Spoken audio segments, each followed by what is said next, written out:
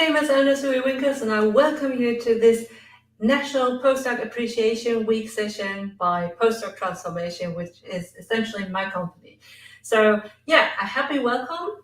So you are probably dialing in or watching via YouTube from all over the world. So if you like, you can enter in the chat from where you are so that I know that, where we have our footprint, so to speak. I'm from Germany. So for me, it's like 9:00 p.m. and I'm really happy to serve you like this, because otherwise I wouldn't be able to do this, because I do have a day job, which is being a professor for industrial and occupational psychology in Germany, which I happen to do in my daytime. And I also have kids. So apparently this time of the day is really great for me because they are now asleep. So without further ado, I would like to present you some insights that I think that will be helpful for you, because otherwise, I think that when I looked at the National Postdoc Appreciation Week agenda, I had the feeling that it was much more focused on how to be a good researcher, a scientist, which is great, having a mental health balance, so to speak, and also becoming a good research in the terms of research practices, being a good, leader in academia, being a good, being good in funding, grant funding, and something like that. So I thought I can put a different spin on that, in the sense that I think that for postdocs, it's also important to think about their career beyond academia, because to be honest, as we all know, it's hard to get a professorship, to be tenured. And as much as I do like being a professor, I think that because I have been also outside of academia, outside of science, I was, after my PhD in neuroscience, I went directly into IT strategy, so to speak, IT consulting, and that was one of the most exciting times in my life, and also the most well-paid times in my life, I have to say. So you probably may wonder why I'm now a professor and not remain in industries or in business consulting. I think that has a lot to do with my values, and I think that is something that I will also share today with you, because that is really important. As I said already, I'm a professor for psychology, industrial and occupational psychology. So if I don't let you know how important values are, I don't know who should. Okay, so without further ado, I guess that you have been all contemplating about a career transition, in the sense of maybe a PhD was a great experience and you didn't have time to think about your career options. And to be honest, the postdoc, as a continuation of your research projects from the PhD, were like really the most familiar thing, which is okay to finish things off. But at the same time, I want you to also think about what is next after that. Is that sustainable for you to become a researcher, especially if you are underprivileged or underserved or underrepresented? I mean, we all have different obstacles. Not all professors are created equal, and some of us had it easier. I remember someone saying, I just became a professor because I couldn't think of anything else. Okay. And it was also very easy. Someone asked me to become a postdoc, and then somebody offered me this, and I was like, okay, I didn't have that. I really had no time to lose, and there was no time for me being idle, because I wanted to have kids. So my time window was different than that male colleague's time window.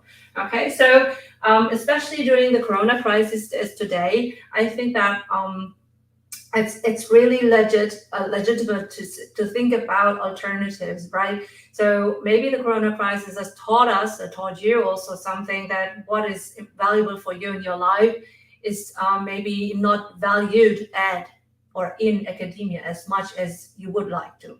Okay, so maybe this crisis has also turned out into an existential crisis, and I think that with the Ukraine war, at least in Europe, and also with the implications that will have on the energy crisis, for example, it will be probably also existential for some postdocs, and especially for some PhDs, who may have just a small stipend, small scholarship to maintain and provide for their life. Okay, so I think it's a valid point. And to be honest, I should take the slides here on my other monitor as well. All right, so 5 sessions for your postdoc, postdoc transformation. So I think that I offer a couple of things that are having a different edge to whatever has been offered. And the good thing is that it's live and evergreen. So whatever I record today, tomorrow, and the next 4 days will be also evergreen content on YouTube, so that you can think of, like, it's okay. There will be a lot of things, a lot of sessions that are really great that you should also attend, because they're only live and they're gone after. But my content will be there for you and wait for you. So just save this link and you can go back to that. And also you can ask questions 24/7, 365, because I think that while watching, you probably have different answers or different questions than the ones that you have jotted down maybe before. And maybe after some reflection time, you will also have different questions. And all questions I will collect and maybe repurpose or answer as my upcoming podcast or in social media. So if you are not my client yet, then that's totally fine. I will answer your questions whenever I think it's appropriate in whatever of my free offers as well. Okay, good. So maybe I should also include Mexico. Yeah, Mexico. Hi, Mexico. Hi, Tucson, Arizona. Hi, Atlanta, Georgia. Hi, San Antonio. Hi, Michigan. I'm really pleased to see that. I was a high school student in Ohio, Norwalk, Ohio. So I love to see. I love to speak English. Hopefully you also see that and feel that. Okay, so if you want to submit questions, then it's probably the easiest way if you either go to the YouTube link where I have the link, so you can click on that, and then it takes you directly to the session overview page, where I have at the bottom the form where you can submit your questions 24/7, 365. But also, if you don't have the link clickable at the moment, then you can just Google postdoc transformation, go to my website, and I have a white banner at the top. You click on that, and then it takes you directly to the session overview page, and then the same, go just straight down and ask your questions whenever you want.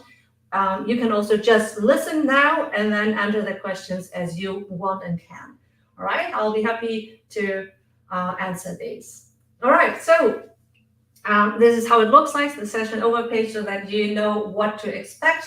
And I also have this screenshot of the form, which should help you to submit your questions. So today's topic is how to check your readiness to leap out of science. And I think that's essential regarding the last year of your PhD or your postdoc. So in the last year of your decision making, usually a postdoc takes like 2 or 3 years. So in the last year, just before you think of, will you continue your next step postdoc or not? Or if you do a postdoc or PhD, then it should be also obvious in your final year, so that you know whether you want to do a postdoc or not. And that being said, in Germany at least, it's also possible, and I think also in the US, that you can become a professor without a postdoc.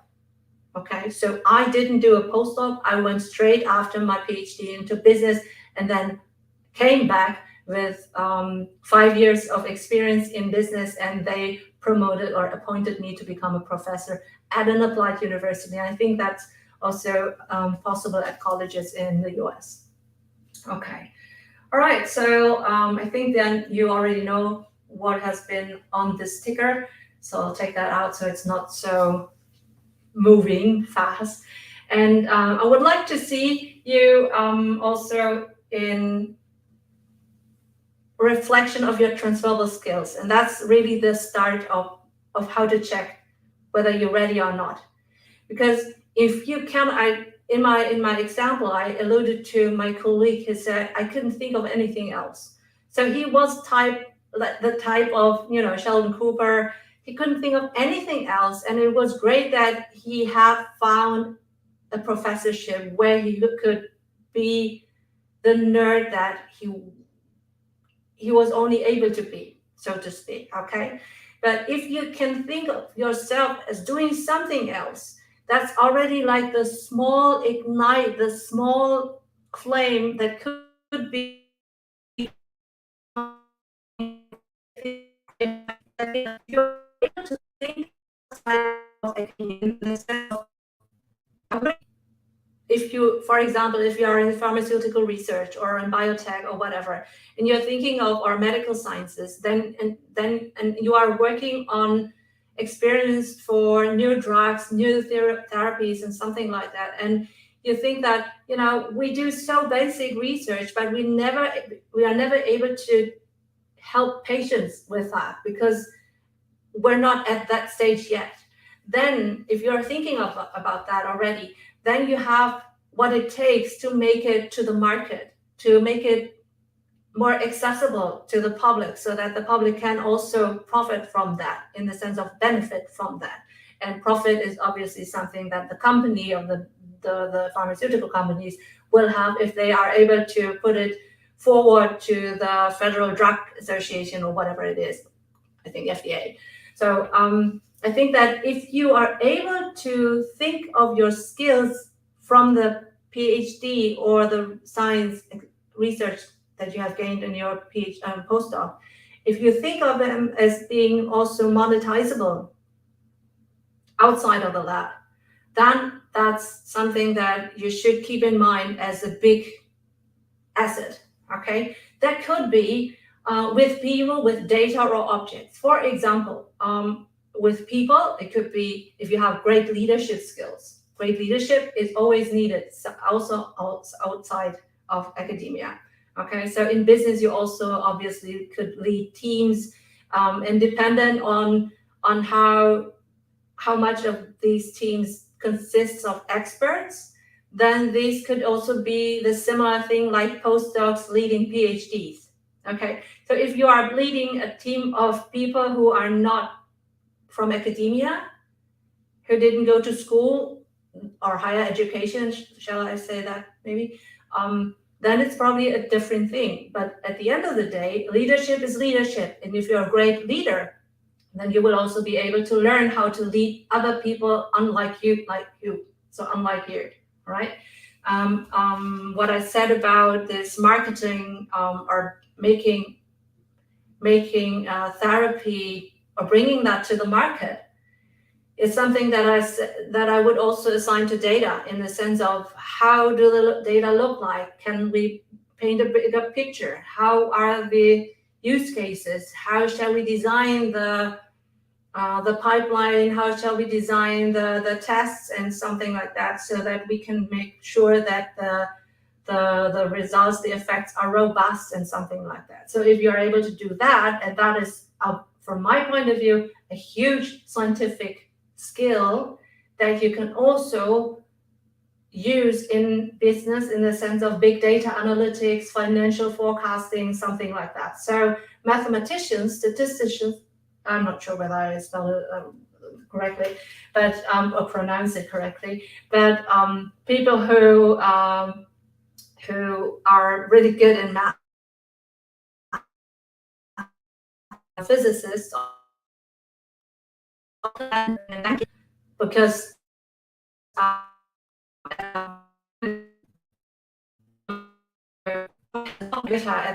which is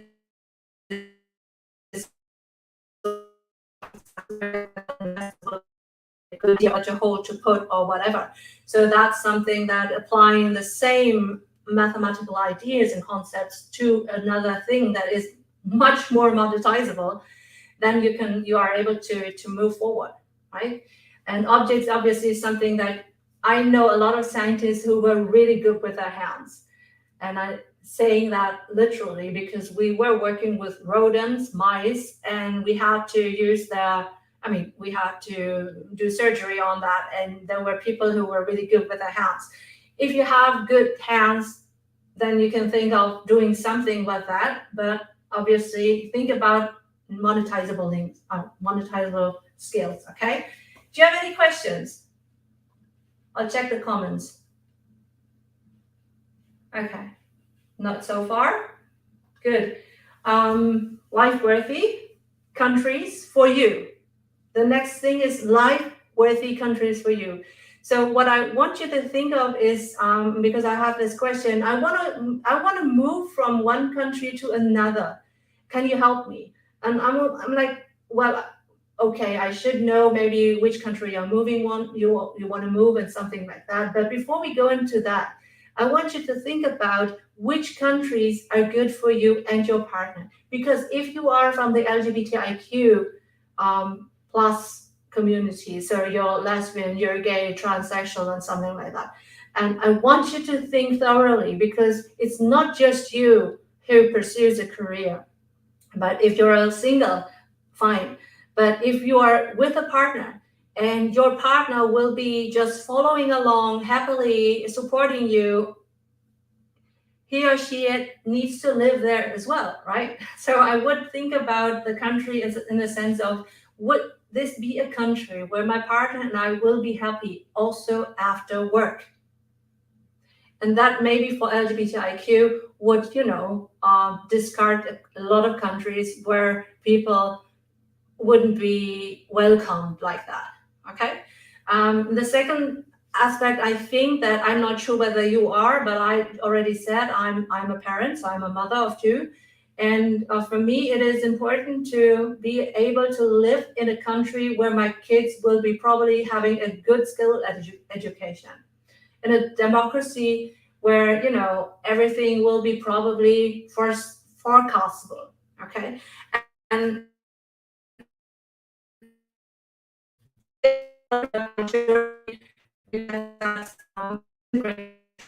grateful for living here. I'm a German citizen. I wasn't a German citizen. I came here via my parents, but I could have also gone to the US and Australia, and I stayed here because I think it's a great country. Not to say that America or Australia are not a great country, but for me, everything that I want is here, and that's my decision.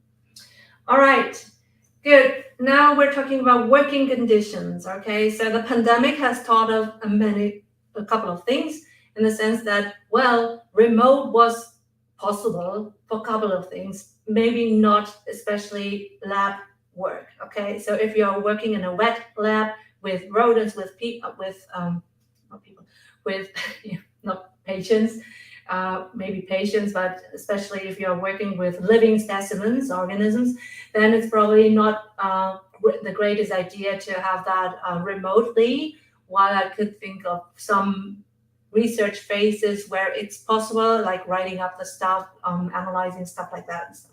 So, but essentially, when you leave, then it should be easier to work also flexible times, because usually if you're in a production facility and that runs 24/7, then you probably have a shift system that you have to work in the evening shifts, late shifts, and something like that. So if you are in the production facility and you are the chief engineer, chief researcher, something like that, you oversee the whole machinery, then you probably have to also work in shifts. On the other hand, if you become a white collar worker, like I did become an IT analyst, IT specialist, something like that, and also IT strategy consulting, I wore a suit and tie, not tie, but suit and a business suit. And I did work long hours, but they were well paid, but they were long hours. So I worked like up to 60 hours per week. And I know that the postdocs probably work the same, so it doesn't probably deter you. But I can only say that once you grow older, like me, I'm 41, 60 hours a week is really tough, especially if you are a parent. Okay, so I would negotiate that. I would look at it, and usually like 37, 40 hours a week is quite okay. And there are even companies that offer leadership positions in part-time roles, and also in flex shared or shared leadership roles, top leadership roles. Okay, I would look at it at companies where they have a time model which would attract me in the long run. Okay, so even if you could work now long hours, I would always think of projecting myself into the future, whether that will be sustainable or not. Because if it's not, then you would have to change again, and that's something that you probably don't want to in the next couple of 5 years or so, if should you be leaping. Okay, then about the locations. I already said remote in presence, but that same thing is like at the facility or in the office. So if you're an office type, I mean, you've probably never been to an office. There are a lot of amenities that I thought that I was like in heaven. I mean, I like the huge, I don't know the English equivalent for that, but it was like a huge cafeteria, but it was not nothing like at the university cafeteria. It was really more luxury, very, everything was healthy. You had a gym, something like that. And at Accenture, where I worked, and Accenture is, I think, an American company, you probably know. I was always living in or staying overnight in 4 to 5 star hotels, right?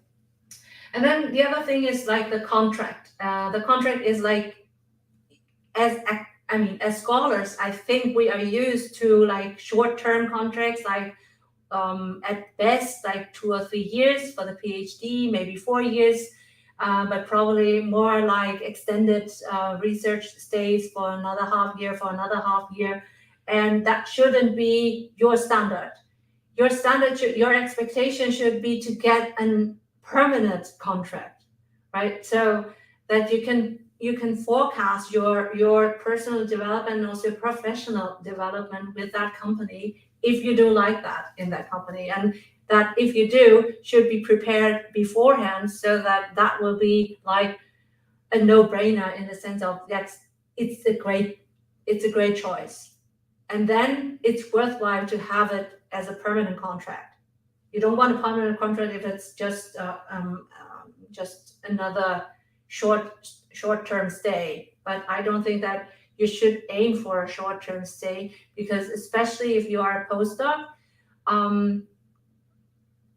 less so as a PhD, but if you're a postdoc, HR recruiters would think that you are probably more mature than the postdocs, the PhDs, because you're probably a bit older than the others and more experienced in the professional vicinity. So if you then want to switch, you should have made up your mind. You shouldn't enter from there to there. While for PhDs, most of the companies know that PhD graduates probably don't have a lot of experience outside of academia, so they are more inclined to give them a leeway, or like projects that are more like internships, while they should be well paid according to the level that they have obtained, right? So a PhD shouldn't be doing an internship and paid like an undergraduate intern. Okay.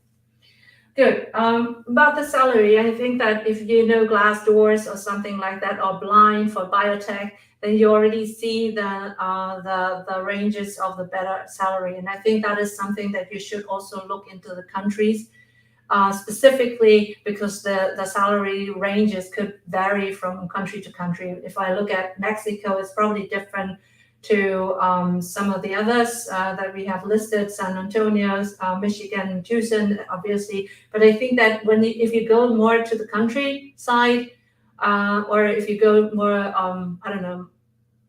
I don't know. I'm not in the U.S. at the moment, but if you look at different counties within the states, it's probably also different. In that sense, you should check out the local rates of salaries. Okay. Do you have any questions? Not at the moment. Okay, good. Then we're talking about values, and I already alluded to that earlier. And values are the ones that are all the things, the beliefs and everything that you think is important for you. And if you don't satisfy these values, these are worthwhile for you to live and to experience and to fight for, to long for. If you don't satisfy them, they will be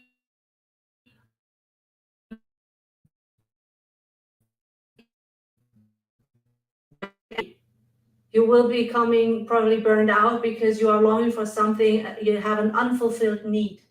And that's something that you should always incorporate in your reflections. If you don't know your values, think about them now. Because for me, it was like when I was a consultant, I loved my life as a consultant. I didn't stay at home for a couple of days in a row, but instead I was like 4 or 5 nights out. Then I came home on Friday and spent the weekend, but I was already having some decompression time and also packing already my bags so that I could go to the airport Sunday evening or even Monday morning, but that would be then very early Sunday night, right? So I was probably living for my work. And at the time when I got pregnant, I thought that do I want to be the mom who doesn't stay at home with the kids when they need them and not all day? I didn't want to become a stay-at-home mom, but I think that kids do need the parents, both parents at home and during the night when they're sick, when they just want to have a cuddle and something like that. And I didn't want to be the person who is permanently not available. Okay, so that's why I said, well, okay, I need to change. And that was the time when I was appointed as a professor. And I said, okay, so great. And that's a different story. It's just a shortcut, but I became a professor and I was really happy because I do love teaching. Okay, and that is something that I have also prepared. That's something that I can allude to later as well, if you like. So the values then translate or also match or don't match to the organization's culture. So organizational culture is the that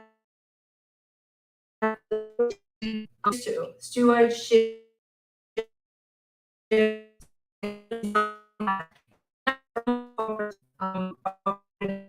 then they will be using, being really sustainable in the sense of like they're not,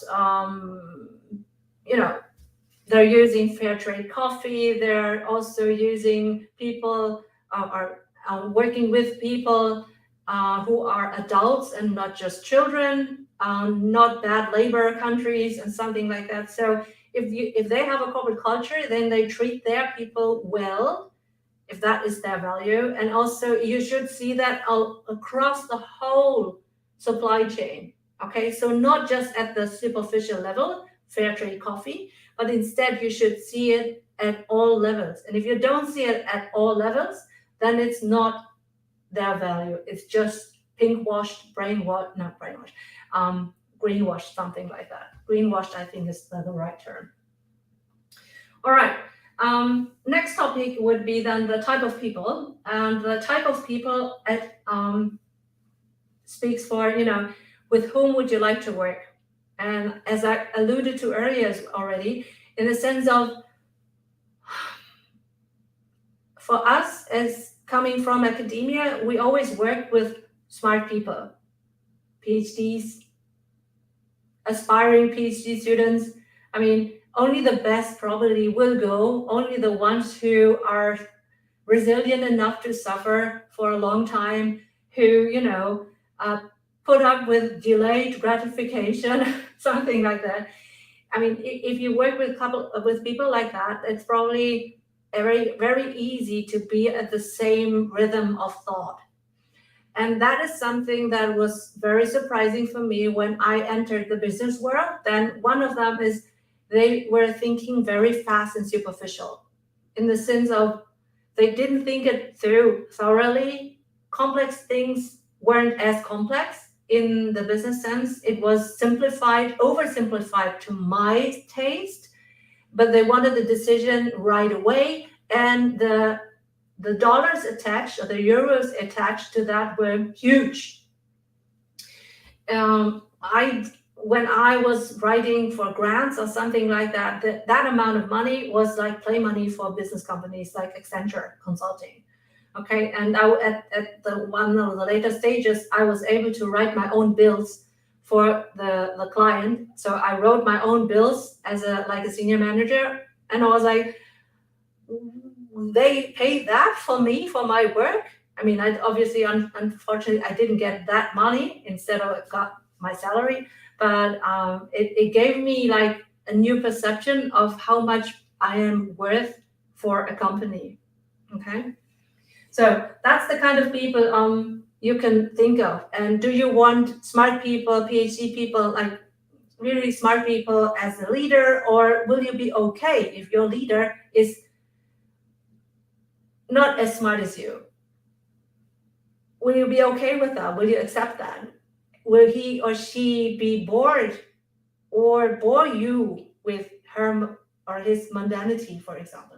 The same applies to the colleagues and same applies to the team. But I think that's the difference if you lead people, because if you lead people, you have to develop them, and depending on what kind of processor they have in their brain, developing people will be easier or harder. Okay, and the ability to be patient with them is something that you should also think of. And the same applies in a different flavor to clients and suppliers. I must say that I choose my clients. I do not work with all clients. I work only with smart people. So I do work with graduate schools and postdocs, but I don't work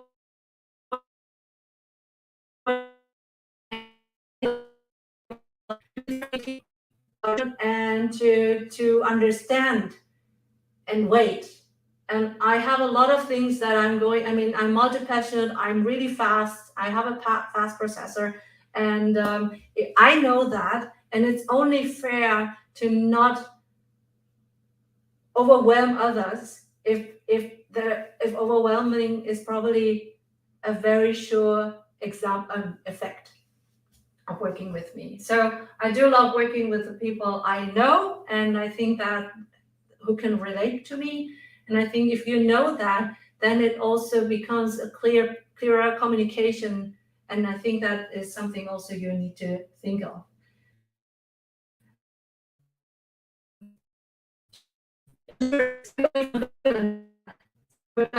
Live here, can you write in the comments whether a thumbs up, whether there's something valuable?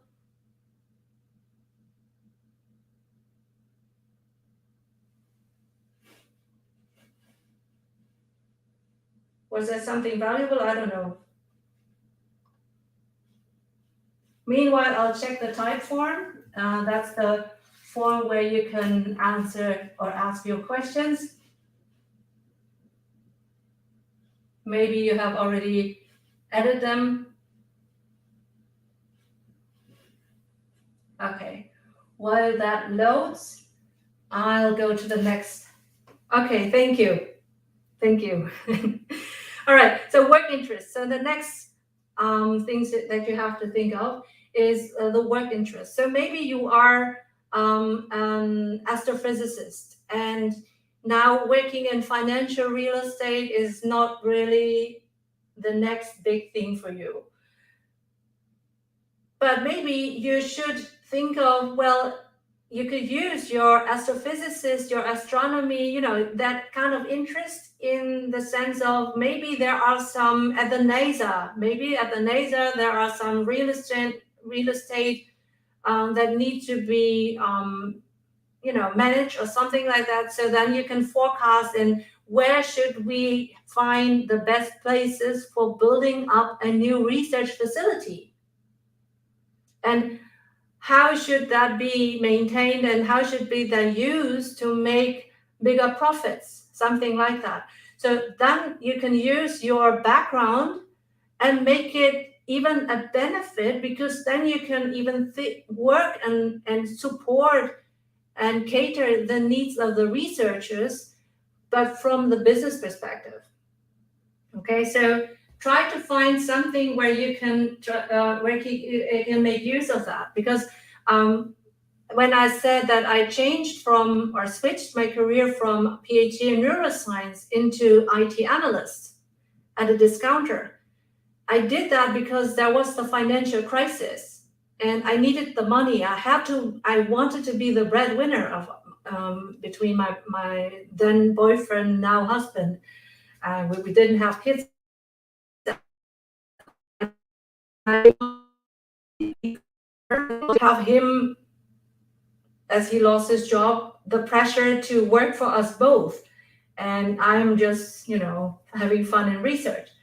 And I think that the only thing that was transferable was my English.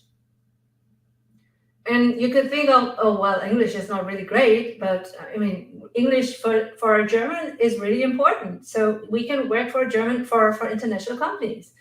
And also the other transferable skill that today is really important for me is digital or IT skills. I was able to, or I had to code all my experience by myself. And that helped me to be able to at least appreciate someone's code, in the sense that I could read it, I could understand it, I could ask questions about it, and then I was able to be the translator, the technical translator to the marketing, to the legal side, to the business side, to operations or whatever. So there weren't a lot of people who were able to do IT and also English. And that was a small Venn diagram. Okay. And the other thing is, my company always sent me through the very challenging customers, the challenging buying directors, because I was project manager for the central buying information system. So I talked to the buying directors who were earning a lot of money because they were really important in that company.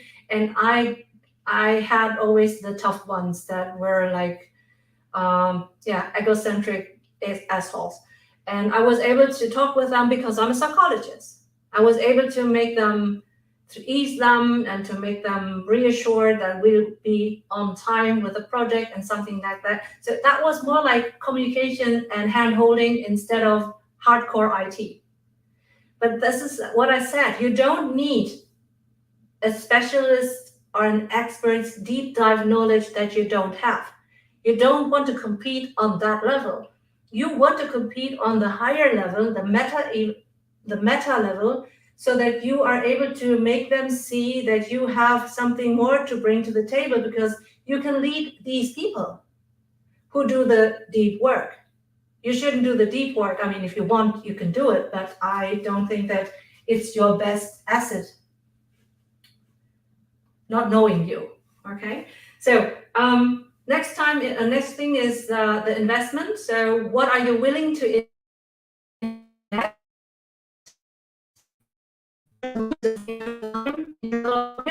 You always have to think about opportunity costs, because if you decide between two things, one or two, then as soon as you go into that direction, the other one will cease. And what is the cost of this being seized? Okay, if you have this option, what are the costs if you don't do this, but instead of you're doing this? So you have to think about all your options and think of what is the best way, what will happen if you don't do this, and what will happen if you do this.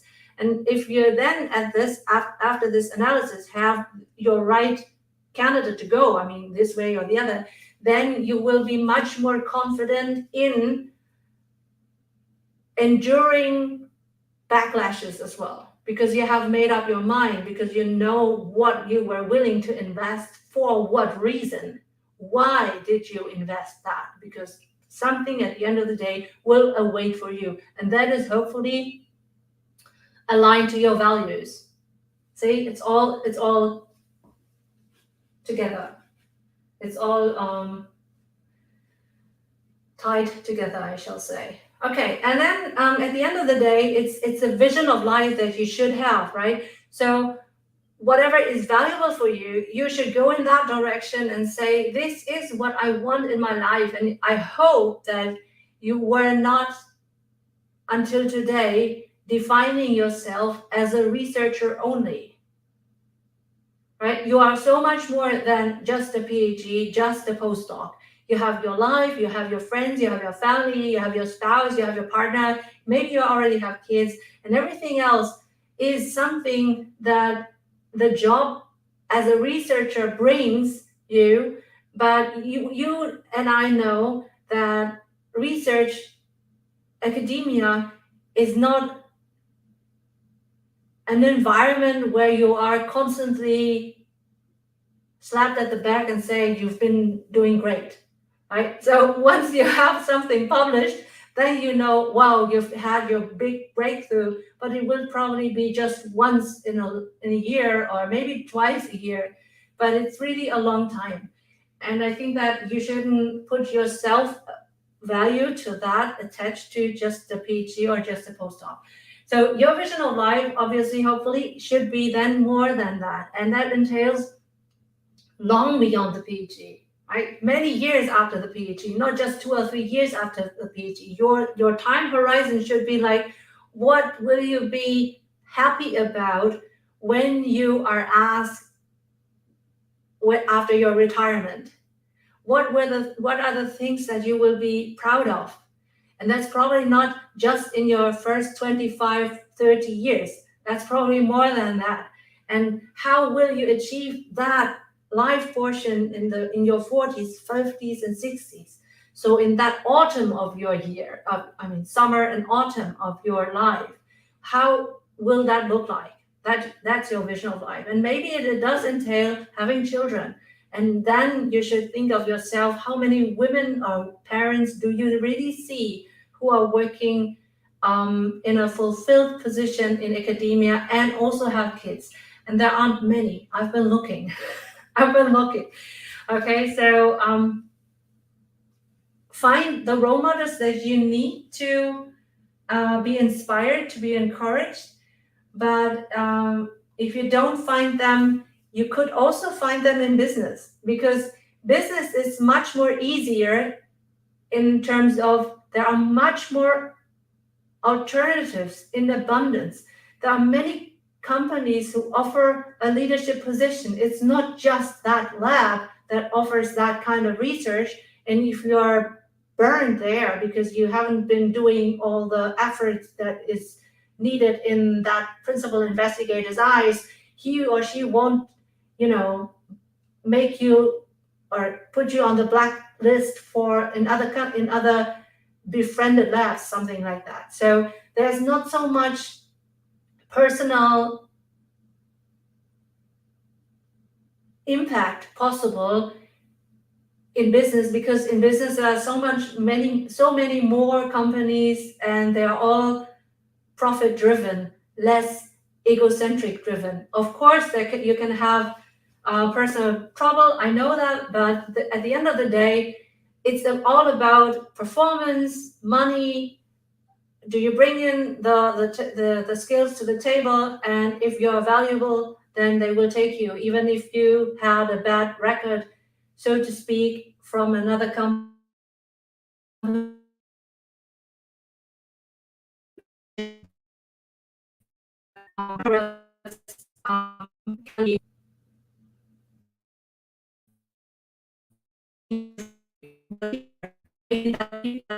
The leader member relationship was particularly bad, but it wasn't about you, it wasn't your fault.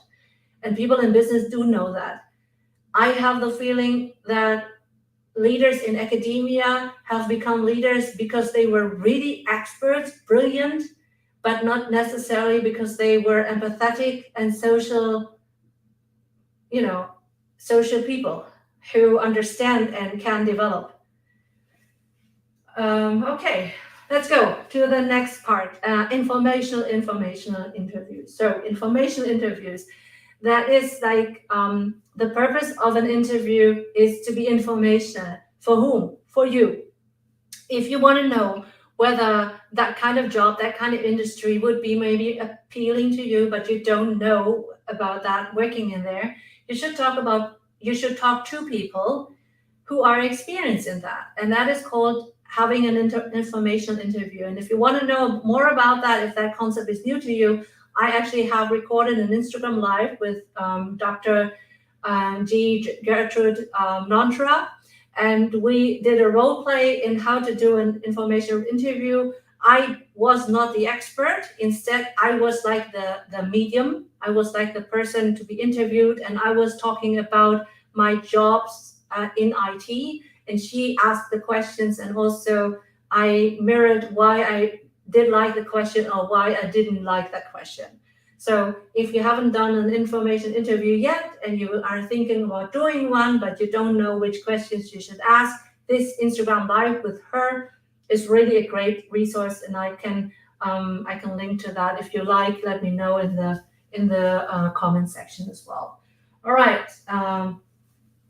Okay. That was like 10 nuggets or 10 value bombs, and I think or hope that you also enjoyed that. Let's go to the next one if you don't have any questions. Let's see how. Unfortunately, because I'm broadcasting from StreamYard and to YouTube, but apologies. But if once I get back to that, and I will also answer all your questions. Should you enter your email in that form, I will give you answers to your email address. Okay, Brianna, will do. Sorry, I will link to the Instagram Live as well. Yeah, just remind me. No, I'll see that comment and I will link to that. Thank you. All right. So next thing is about networking with key people, and I want you to think about that every success in business is teamwork.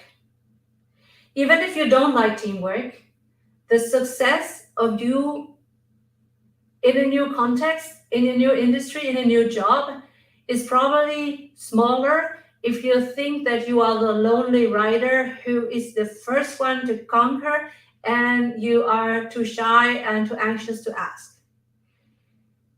When people hire you, recruiting manager, your manager won't expect from you that you know it all, because they obviously know that you have been coming from academia. So why should you know everything that you should need?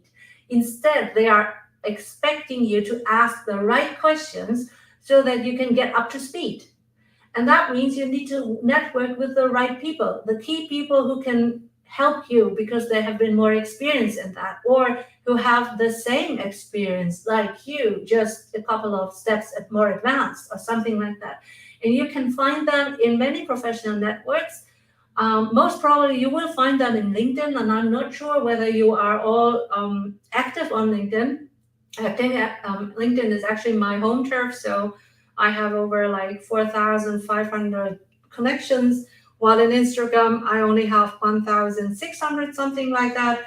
And I think that both platforms are great, but you will connect with different people. And I want you to understand that if you're networking on one platform, you probably are limiting yourself to the type of people you could be networking. And if you need other types of people, you probably have to think of another platform that you have to be active on. And active is like underlined, okay? So you need to think of being active. You need to have a great profile that also depicts your current CV, which is in brackets, not your scientific CV. And then you also need to be posting, commenting, liking, something like that. So like over 10% in LinkedIn are the active ones. The other 90% are just passively consuming the content of these 10% content creators, so to speak.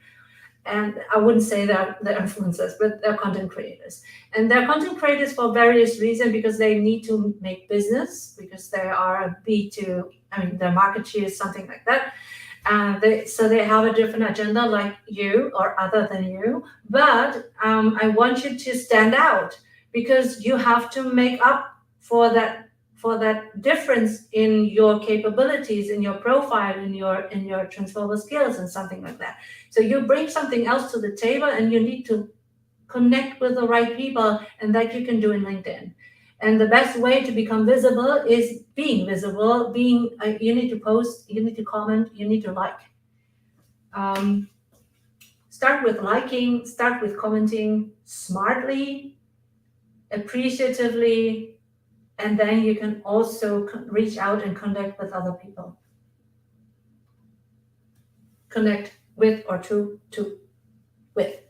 All right, and then I want to also stress that career paths for PhDs are really usually non-linear. So there is no chimney-like traditional career stuff that you would have in business usually. The only thing that is really probably common for all of us is that we all have a very unique path. Okay, we are common in our uniqueness, and that means you can take the time that you need as long as you are able to spin it into a story that is compelling so that you get a job. Or I wouldn't even say that getting a job is the only goal, so to speak.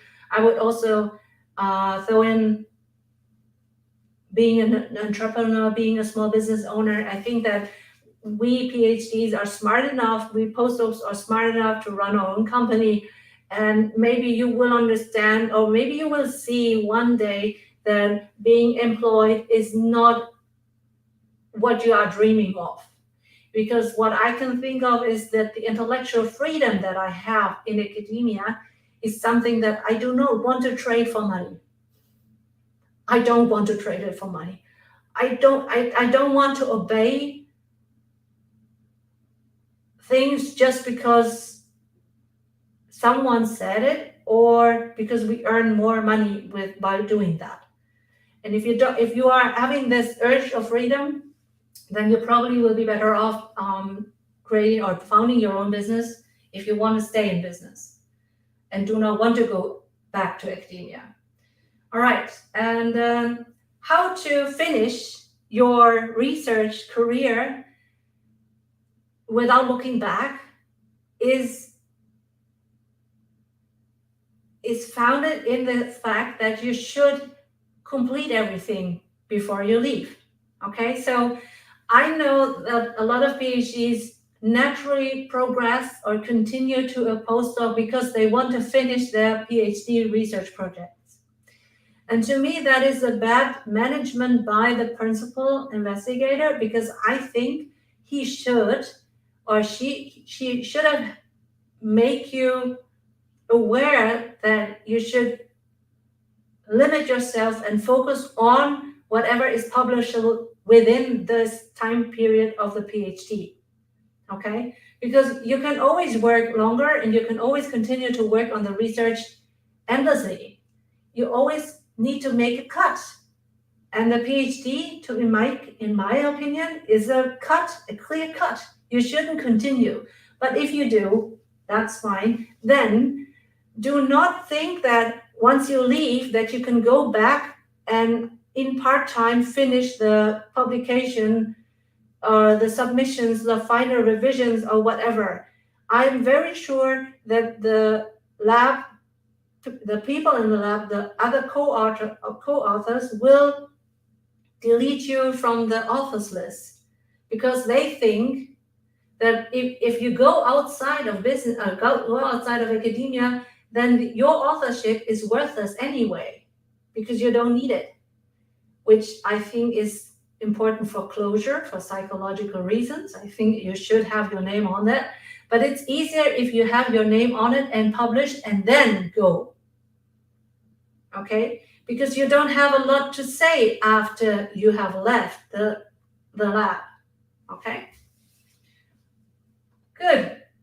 So with that being said, all the 14 points that I have alluded to earlier is you should be now seeing why it's so important to do all of these kind of reflections at least a year before, at least 6 to 9 months. That's really last minute, I would say. But if you're really fast and if you have the tools and the resources at hand, you know who to ask, you know what to work through, then that's fine. But if you are starting from scratch, then you should at least think about this 12 months ahead, because you have to warm up, thinking in different directions, connecting with the right people. You have to, to be active in LinkedIn to find the key people you want to network with is something then you have to find the right venues where you can network, when you can network with the people, and something like that. I'm not sure whether you are liking virtual networking via Zoom, breakout sessions, something like that.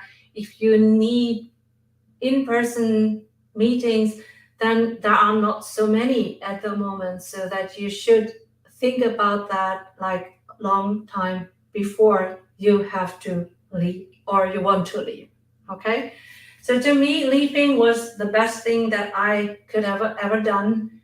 Otherwise, my experience would be really half, and I do appreciate all the experiences that I do and also have, and also they help me become the digital entrepreneur that I am today, because I do love IT. I still love it, and I use it in all kinds of processes in my business.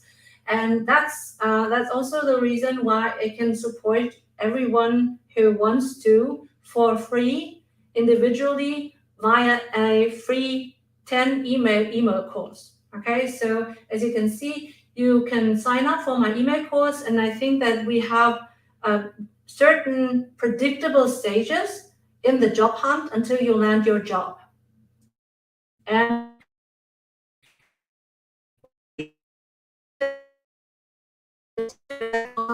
actionable items so that you can,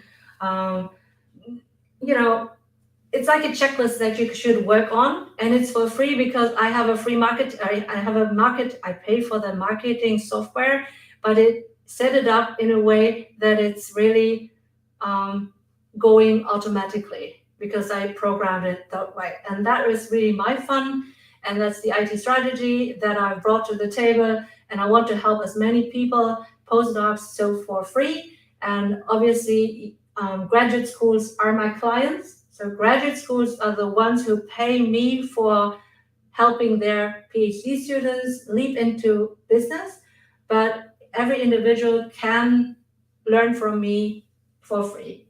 And these are the 10 stages that I have alluded to earlier. And I think that you can screenshot it, or if you want, you can scroll back. And like I said, I have e-courses, workshops, and memberships at graduate schools. These are the ones who pay me.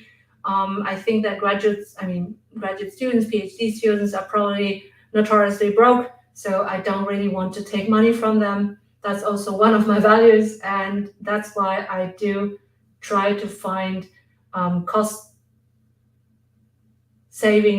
cost-minimizing tools like the IT. Okay. Good. And in closing, I want to, I'm sorry that I wasn't able to pull up the questions that are probably coming in from Typeform, but I will look this up after I have finished my live. I want to also focus your attention on the other topics of the National Postdoc Appreciation Week across the globe, I think. So if you have any questions, let me know. Be sure that you can also join tomorrow's session and the other 4 sessions this week. I hope to see you soon.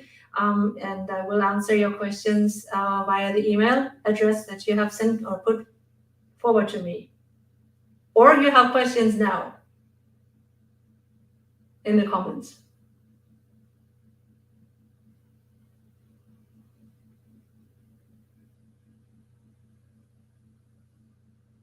Okay, so I don't think that there are some questions.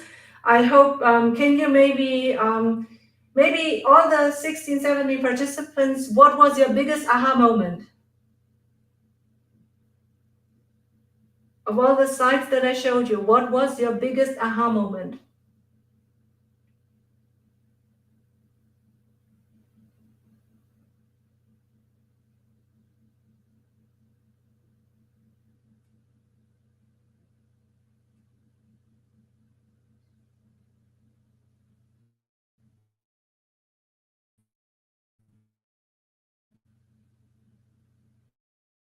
Great, I'm so happy to see that. In what year are you, Brianne? Are you a PhD student still, candidate, or are you a postdoc, first postdoc or second? I mean, I know a couple of professors who lead out. Okay, great. Aha moment was being appreciated. Yeah. Second year postdoc. Okay, good. Yeah, then you have to make up your mind, right? So think about a second postdoc. I always tend to say that, a postdoc is not an academic title or degree. So you have to really, the content of that is really important. So if that is a meaningful work, then it's the best that you can do. But if you don't want to continue into academia, then you should think of leaping. Every success in business is teamwork. Yes, that's great. If that's the only thing that you remember, that really is. If when I was in research, I was still thinking of like I can do everything all by myself, and that was the biggest aha moment for me. That I said, "Oh my God, I'm not good enough for that. I have to learn a lot." So that was a very humbling experience for me, and I'm glad that you already know that, and then you can have a head start and start networking, start learning from the get go instead of me, trying to solve everything all by myself and then realizing it's not possible. Great. Okay. I graduated in the middle of the pandemic. Oh, I salute to you.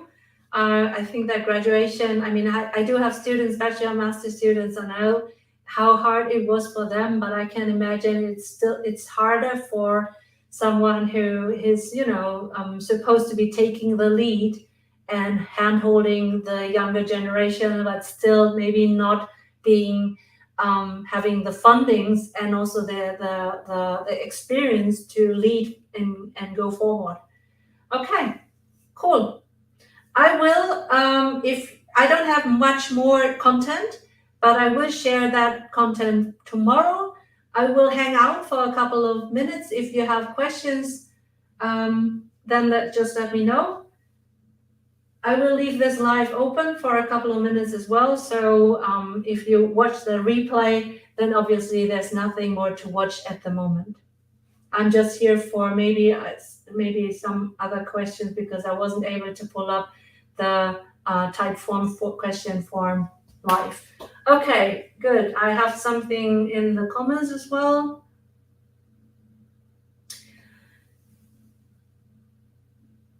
Yeah. Glad to see that values have resonated with you. And I think that is also something that you should also reflect on after this session. Maybe you can catch the replay and scroll to the moments where we were talking about the values.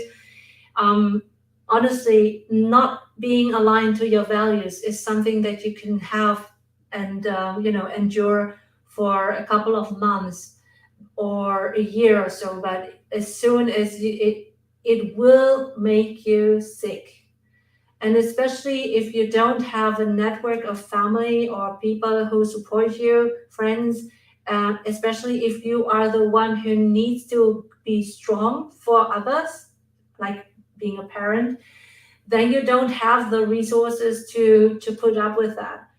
And if your values are then deprived, that was the word I was looking for, deprivation.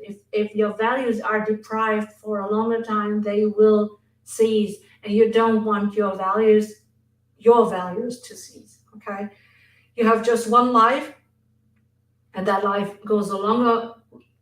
is a long shot, and your life will be best founded on the values that you cherish. Okay, so whatever you do, think about the values first. Everything else will fall into place. All right.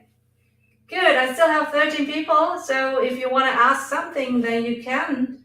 I try to, at the same time, update my login for Typeform.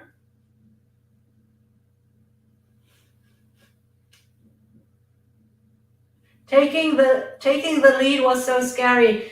Yeah, I understand that. Especially, I mean, that is something that I maybe also can add to in business. It's always what I teach my students who will leap into business anyway. I mean, they've come from business and they will go and stay in business. They will never go into academia. But what I always tell them, that decision making in business is always something you will never know 100% whether it's the right or wrong decision. You have to go being unsure, and then you have to maybe adjust while you are going. And that is something, with the stakes being really high and you are being watched because you are a career transitioner, whether you will fit to the team or not, is something that is really hard. And that's why it's so important that you can prepare yourself with as much as possible with everything that you can acquire and know, so that decision making is at least informed as much as possible. You will never know it 100% as such. And that is something that remaining risk of not knowing is something that you have to learn to accept. But I understand that during the pandemic, being a first-time leader, that was really hard, because probably professors who were more advanced at that stage of, they probably weren't also really good leaders at that time. I mean, most of my colleagues, they sort of like were off the radar suddenly during the pandemic. I was the only one who maintained lecturing online without skipping one lecture. I was the only one for a couple of 4 or 5 weeks until the others resurfaced lecturing online. Okay, so looking through the whole comment section, do you have something else that you want to ask? Because if you don't, then just post bye, and then I know that we can close this session. If you type in bye, then I know that we can stop.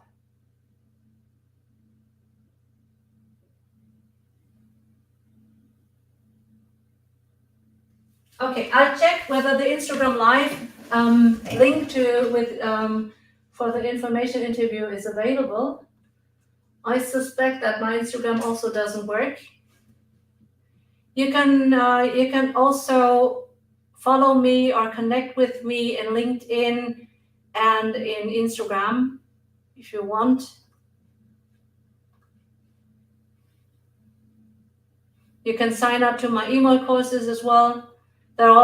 You can all find them on my website. And I'll check the comments. Thanks, Lisa. I hope to see you tomorrow as well.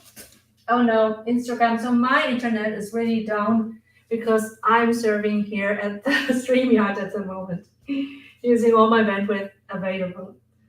All right, the lab has defined me for too long. Your talk has made me feel comfortable leaving academia. Great, thank you again, and take care. I'll say that to you as well. So maybe you can share this session with all your other friends who maybe also have been defined for too long in academia, because I think that it's the kind of talk that I have never heard when I was leaping, when I was leaping out of science. And by that time, everyone was thinking that I was crazy, and I wasn't. I was well reflected, but at the same time, it took a long time to recover from discovering what I don't know. All right, see you soon. See you tomorrow, maybe. I would prefer if you go, because I don't want to skip you. I mean, I don't want to leave you. So I still have 7 online.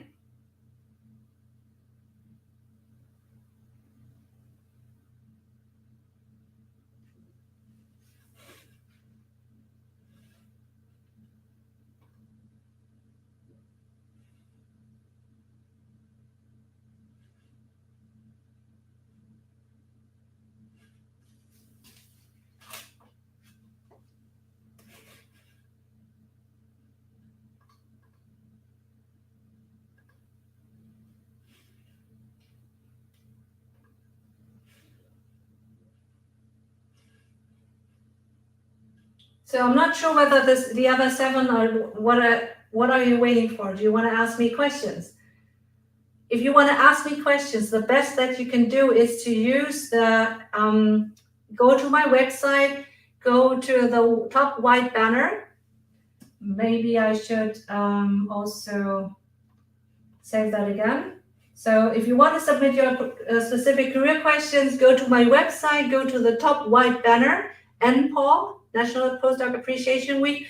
Then on the session overview, you can either catch the replay or you can see which other sessions I do offer. And at the bottom, you will see a form where you can enter all your questions. And I think that's the best option for today, because this is like, I don't know whether you will be asking questions, the 5 of you who are still here.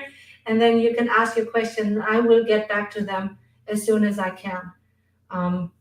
Yeah, if you enter your email address, I can send the answers there. Okay, then goodbye, bye-bye, and have great sessions. And please make sure that you benefit from all the other sessions I do not offer. I think just I offered something different. So whatever you are interested in, make sure that you benefit from the Postdoc Appreciation Week in the US. Bye-bye. Eleanor, I'm here.